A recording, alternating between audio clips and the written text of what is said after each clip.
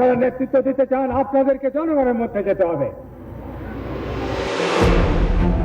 বাবা ও মায়ের মতো তুমুল জনপ্রিয়তা নিয়ে শপথ পাঠের দ্বার প্রান্তে দাঁড়িয়ে আছেন তারেক রহমান। রাজনীতির ইতিহাসও যেন পুনরাবৃত্তি হতে চলেছে বাংলাদেশে। 1978 সালে রাষ্ট্রপতি নির্বাচনে অংশ নিয়ে রাষ্ট্রপ্রধান হন শহীদ প্রেসিডেন্ট জিয়াউর রহমান। পরে 1979 সালে জাতীয় সংসদ নির্বাচনে বিএনপি জয়লাভ করে। 1991 সালে প্রথমবার জাতীয় সংসদ নির্বাচনে অংশ নিয়ে বেগম খালেদা জিয়া সংখ্যাগরিষ্ঠতা অর্জন করে সরাসরি প্রধানমন্ত্রী হয়েছিলেন। সেই ঐতিহাসিক মুহূর্তে দেশ ফিরে পেয়েছিল একটি নির্বাচিত সংসদীয় সরকার। আজ বহু রাজনৈতিক উত্থান পতন, সংঘাত ও অস্থিরতার পর ঠিক একই মোড়ে দাঁড়িয়ে আছে বিএনপি এবং তার নেতৃত্বে তারেক রহমান।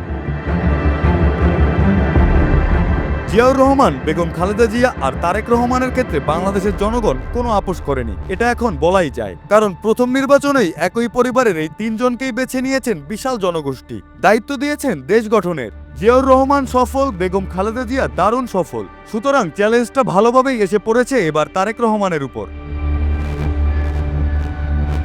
নানা চড়াই উতরাই পেরিয়ে দীর্ঘ প্রবাস, আইনি ও রাজনৈতিক লড়াই অতিক্রম করে তারেক রহমান এখন জাতীয় রাজনীতির কেন্দ্রে। বিএনপির সমর্থক বৃন্দের বড় অঙ্কের আশ্বাস, দেশের ভঙ্গুর অর্থনীতি, প্রশাসনিক অচলাবস্থা ও আস্থাহীনতার এই সময় থেকে উত্তরণের নেতৃত্ব দিতে পারবেন। অনেক সাধারণ নাগরিকও দেখছেন এক ধরনের প্রজন্মান্তরের পালাবদল, একটি রাজনৈতিক ধারার ধারাবাহিকতা, কিন্তু নতুন ভাষা ও প্রতিশ্রুতিতে স্বপ্ন দেখছে দেশের আপামর জনসাধারণ। বিশ্লেষকরা বলছেন, রাজনীতির ইতিহাসে কিছু মুহূর্ত থাকে যা কেবল ক্ষমতার পরিবর্তন নয়, দিক নির্দেশনারও বদল আনে। 1991 যেমন ছিল সংসদীয় গণতন্ত্র পুনঃপ্রতিষ্ঠার অধ্যায়, তেমনি আজকে দেশের প্রেক্ষাপট দেশ পুনর্গঠনের প্রত্যাশায় আবদ্ধ। শপথ পাঠের দ্বার প্রান্তে দাঁড়িয়ে থাকা তারেক রহমানের এই মুহূর্ত শুধু ব্যক্তিগত সাফল্য নয়, এটি এক নতুন রাজনৈতিক অধ্যায়ের সূচনা।